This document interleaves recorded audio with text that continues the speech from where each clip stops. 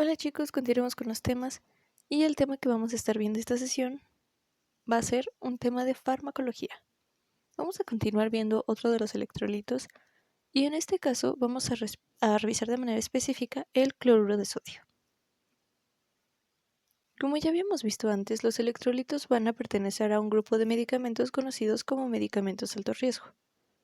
Y bueno, ¿qué van a ser los medicamentos o cuáles son los medicamentos de alto riesgo? Bueno, van a ser aquellos que tienen un riesgo muy elevado de causar daños graves o incluso mortales al paciente. ¿Qué quiere decir?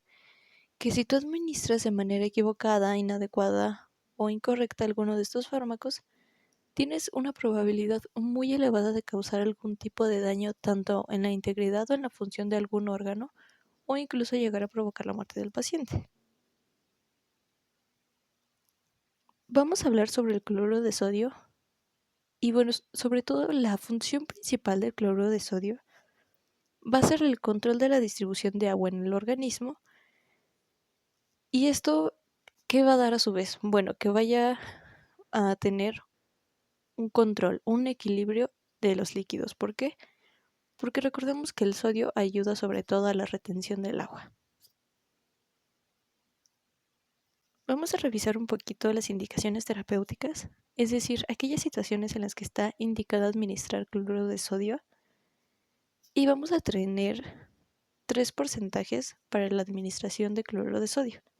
El primero va a ser al 0.9%, es decir, la famosa solución fisiológica. Y esta está indicada sobre todo para la reposición en estados de deshidratación. ¿Qué quiere decir?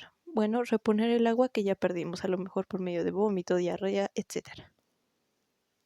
Y también nos va a ayudar como vehículo en la administración de medicamentos, es decir, como ese medio donde vamos a poder diluir los medicamentos para pasarlo.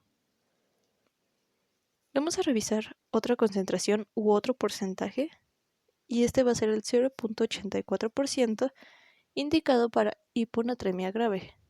¿Y cuál es la hiponatremia? Bueno, van a ser niveles excesivamente bajos de sodio. Y el último porcentaje al 20%. Y este va a estar indicado sobre todo en la prevención o tratamiento de déficit de iones sodio y de iones cloruro. ¿Por qué? Porque pueden llegar a dañar órganos sumamente importantes como el cerebro cuando los niveles de sodio están muy bajos. Vamos a revisar un poquito las contraindicaciones, es decir, aquellas situaciones en las que no podemos administrar cloruro de sodio. La primera es en edema, porque ya habíamos dicho que el sodio ayuda a la retención del agua. Entonces, si ese paciente ya está reteniendo agua, es un poquito ilógico que le pases un medicamento, una sustancia que lo ayude a retener aún más agua, cuando ya es algo patológico. En eclampsia, en hipernatremia, es decir, cuando tenemos niveles ya elevados de sodio, sigue siendo ilógico que si ya tiene niveles patológicos elevados de sodio, le administres otra sustancia que contiene más sodio. En hipercloremia, porque es cloruro de sodio, y también si ya tiene niveles elevados de cloro, bueno, de cloruro, perdón, porque le vas a administrar otra sustancia que va a ayudar a elevar aún más esos niveles. En acidosis, en estados de hiperhidratación y en hipocalemia.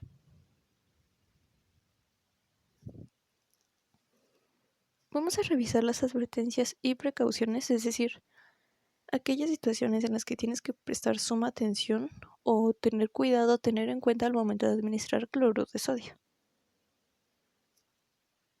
Y bueno, tenemos que tener extremo cuidado en pacientes inconscientes, con hipertensión arterial, con insuficiencia renal severa. ¿Por qué? Inconscientes porque no va a haber movimiento, porque justamente como es una solución que tiene sodio, va a ayudar a la retención del agua. Entonces, si ese paciente no se está moviendo, es muy probable que se dematice. ¿Qué quiere decir? Que empieza a acumular agua. En hipertensión arterial, porque el sodio va a ayudar sobre todo a la vasoconstricción. ¿Qué quiere decir? Que esas venas, esas arterias se hagan más pequeñitas, ¿no? Que su luz se vuelva más pequeña, entonces obviamente se hipertense. Va a elevar más una presión arterial que ya está elevada. En insuficiencia renal severa, porque obviamente la sal va a ser uno de los principales iones que se van a filtrar y que van a tener todo su proceso en los riñones. Entonces, si esos riñones ya están dañados y el sodio tiene que pasar y hacer un excesivo trabajo ahí, ese riñón va a trabajar de más y puede ocasionar todo un desastre, porque recordemos que ese riñón ya estaba enfermo.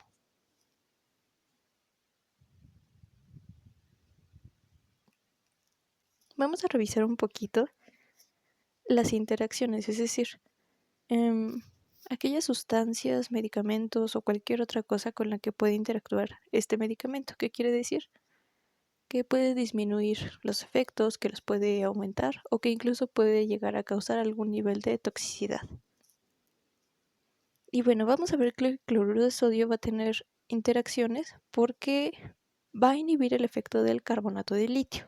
Es decir, va a hacer que el efecto del carbonato de litio se pare, se suspenda, lo va a inhibir.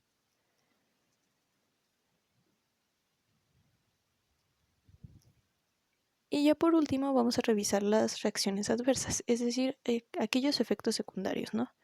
Como las situaciones que se pueden ver a través o a consecuencia de la administración de cloruro de sodio. Y tenemos que una administración inadecuada o excesiva puede causar hiperhidratación, hipernatremia, hipercloremia, acidosis metabólica, sobrecarga cardíaca y formación de edemas. Hiperhidratación porque le estás proporcionando demasiado líquido, demasiada agua a ese paciente. Hipernatremia porque ya te pasaste de los niveles de sodio y recordemos que es cloruro de sodio. Hipercloremia porque también ya te pasaste de los niveles de cloruro.